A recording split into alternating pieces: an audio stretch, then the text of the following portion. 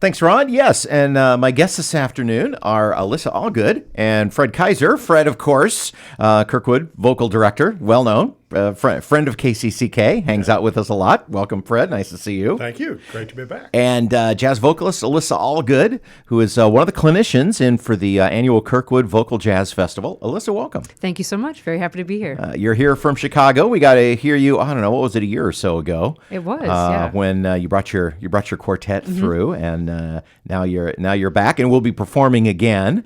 But I want to talk about how the whole clinicking with these groups and things like that go. But before we do that, Fred, just kind of sketch out what the day, how the day works, because you bring in a ton of choirs, and Alyssa and the other clinicians work with them. And how many are involved this year? Right. So we have 11 different ensembles from different schools around eastern Iowa. Most of these schools they're well into their vocal jazz season, kind of wrapping things up.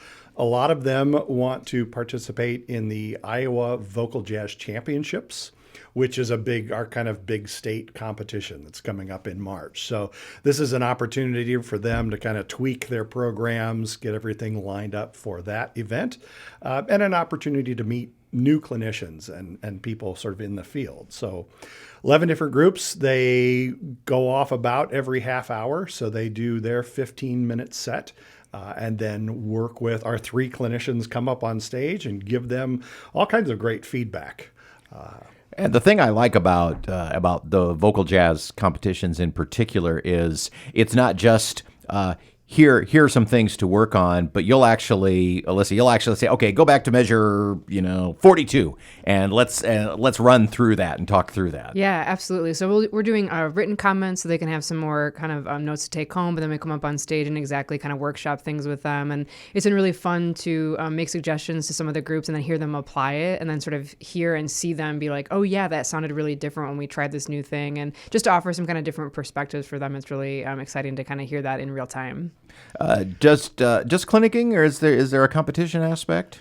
No, for us it's just a festival. Yay! Right, yeah, festival. That's a conversation for another day. That's right. There's too much competition in jazz. Right. We are all about doing this for the love of the music and not to take home a trophy. Definitely. One of the other things that is also I think fun about this is that all of our clinicians who are also performers. They're also going to be up there singing on stage, right? It's not just, I'm going to demonstrate this by, here are the written words. I'm going to sing this phrase for you, or I'm going to dance a little bit with you. And Justin Binek, who's one of my clinicians, he will do vocal percussion with them. And so it really is as close to a hands-on experience as you can have in sort of a music field, rather than just saying the words. We're really demonstrating. Kat Sherman is your third clinician. Where's she from? She is also a Chicago-based vocalist. So Kat, I met a number of years ago at the Jazz Education Network Conference, which is our big kind of annual conference. Justin and I go back a number of years as well. And then, and met Alyssa last year. She's also kind of been making her name in Iowa as well. And you have a brand new album coming out. I do. Yeah, the album will be out on April 19th. I'm very excited. It's my first that features my original music. My previous recordings always had like maybe one or two, but I have 10 originals on this. And I put together a pretty amazing band. I've recorded with John Patitucci, Kendrick Scott, Jeffrey Keyser, and Greg Ward. Oh my, yeah. Too bad you couldn't find any good people to play yeah, with. Exactly. Good grief. That's an awesome lineup. That had to feel like a little bit of a jazz clinic in and of itself when you were working with them. Yeah. I think I was like a little bit nervous when I walked into the session, but they just made me feel like I was one of them, and they were really supportive and open to me and to my music, and just really elevated me in the process. It was very, very special experience. And even though the album doesn't come out until April, Alyssa has brought a copy with her. So at the conclusion of our interview, we're going to hear, maybe kind of sort of a world premiere of Alyssa's new album. So stand by for that. So talk to me a little bit about clinicking with these young musicians. I'm extra interested. Well, Fred knows I come from a vocal music background myself rather than instrumental jazz. And, and of course, when I did this, it was not nearly to the extent that we do now. Right. But, where vocal jazz is concerned, there's just a lot of extra things that, that the performer has to, think about. Yeah. It's not show choir, but there is some movement. Right, absolutely. Of course, there's, the improvisational aspect that is the hallmark, the cornerstone of jazz. But then there's also the vocal styling that is, just directly kind of connecting with the audience. So just talk about trying to keep all those things balanced and Absolutely. get that across to a high school student in 7 minutes. Yeah, and also at 8 in the morning, or 8:30, I think was our first one. So it's also kind of adding that. But yeah, I mean, I think you touched on all the kind of pillars of this music and what we've been trying to focus our time on during the sort of comments. I think with vocal jazz singing, the first part for me is that it's singing. So just addressing like good vocal technique, which I think really is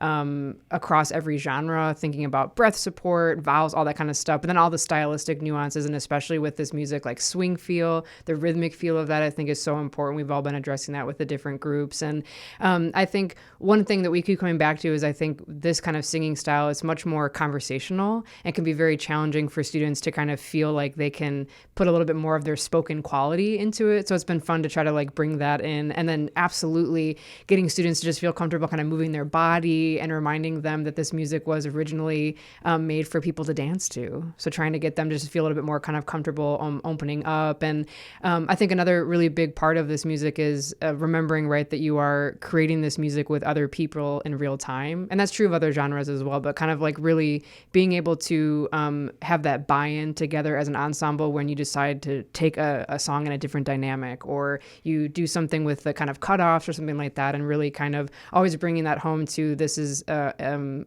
collective kind of experience. I think about, in situations like this, it's the difference between doing a theater performance in a big auditorium and being on TV where you're playing to a camera that is just a few inches away. Yeah. It is, it's a more intimate and personal experience probably than some of the other kind of performing that they do. Yeah. What's the one thing that it seems like you tell just about every group that you work with?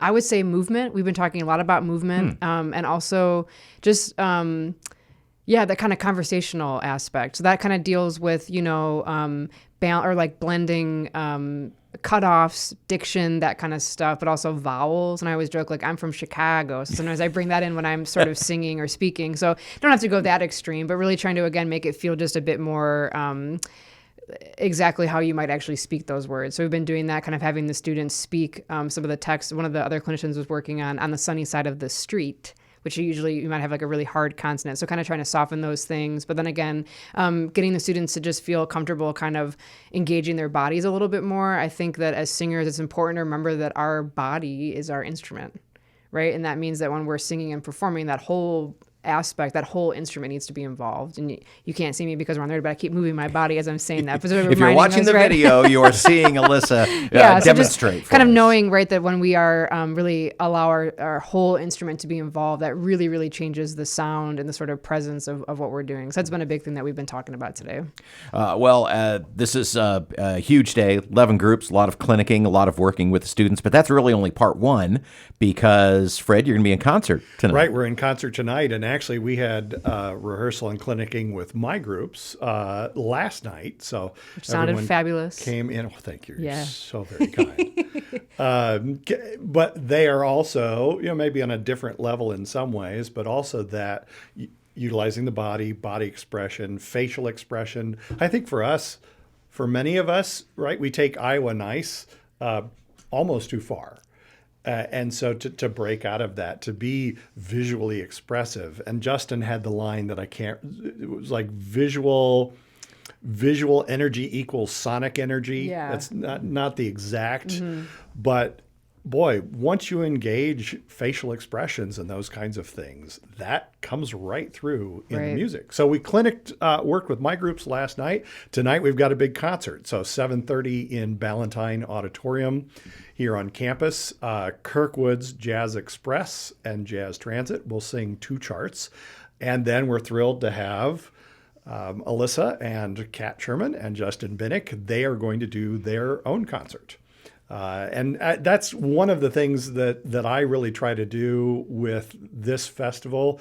It's that not only do they talk the talk, but then they sing the songs. And I think students really both like, oh, that person knows what they're talking about. And wow, that's an incredible voice. And the other thing I think that's fun, like this group of 3 singers, the 3 of you have never worked together before. Mm-mm. And we're bringing in bass and drums tonight, the rest of the combo. So here it is. I mean, this is like a speed dating round of performance where they're on a very high level are going to put things together in a short period of time. So tell me about putting this together. So I'm guessing that maybe you kind of had some conversations. You'll do a little rehearsal at the end of the day today, kind of figure it all out. So without, I don't want to spoil the show, but what do we have to look forward to? Yeah, I mean, so Justin, Kat, and I have been communicating kind of before, leading up to this, to decide we're going to do a couple of trio tunes together. So we picked some beautiful standards that we're going to be singing through, and sang through those a little bit last night. And it was really fun. This kind of like, we've all known each other and heard each other, but like being in a musical setting and you're kind of anticipating what someone's going to do. And sometimes it worked, and sometimes we'll make different changes on stage tonight. But so that'll be great. And then we're all going to do a couple solo tunes as well. I'll be doing a couple originals, one which is going to be on my new album. I think Justin and Kat are doing some originals as well. So it'll be a nice mix of some Great American Songbook standards, some originals, and a whole lot of fun. All right. Well, tonight, Friday, the 23rd, in Kirkwood's Ballantyne Auditorium. Tickets at the door, probably the easiest way to handle it. Yep. Okay. What is it? $10 or $5. Okay, so. $10 or $5, depending on choose your bracket. Depending on how much we like you. No, no. Students and adults. Well, thank you so much, both of you, for being here. This is always such a great day here on the Kirkwood campus. I just, I just love, I love hearing the groups. I love hearing you guys, work with the groups too. There's just so much going on. So we're gonna. At the conclusion of this, we're going to play a song from your album. What should we play? Oh, that's a great question. I think you should play the opening track, which is called Burn for Betty. And it's an original that I wrote in the style of the great Betty Carter. Oh, awesome. All right. Yeah. Okay. Well, here it comes with Ron Adkins on KCCK. Again, thank you both for being here and have fun tonight. Thank Pleasure. you. Thank you.